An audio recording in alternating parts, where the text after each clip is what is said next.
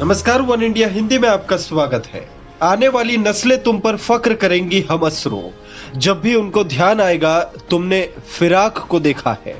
मशहूर शायर रघुपति सहाय उर्फ फिराक गोरखपुरी की कलम से लिखी ये पंक्तियां आज काफी कुछ हकीकत सी बयां करती है।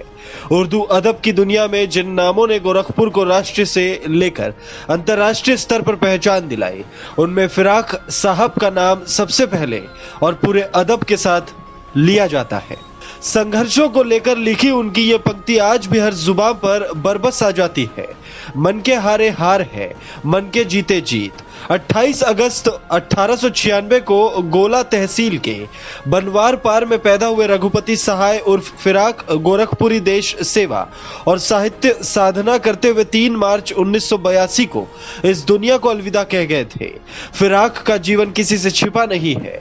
स्नातक के बाद ही पीसीएस बन गए। हालांकि उन्होंने महात्मा गांधी के एक भाषण को सुनने के बाद नौकरी छोड़ दी, वो भी स्वतंत्रता आंदोलन में कूद पड़े। इसके लिए उन्हें 1.5 साल की कैद और 500 रुपए जुर्माना भी भरना पड़ा।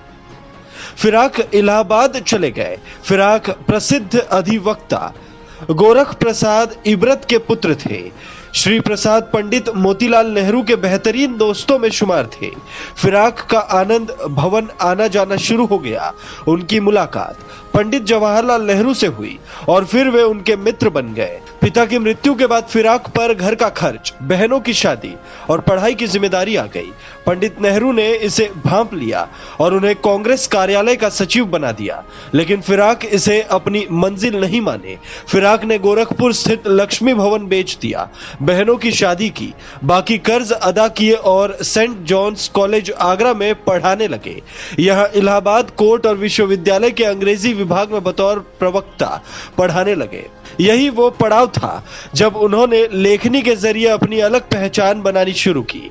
पूर्व प्रधानमंत्री इंदिरा गांधी ने फिराक को राज्यसभा में भेजने की बात कही।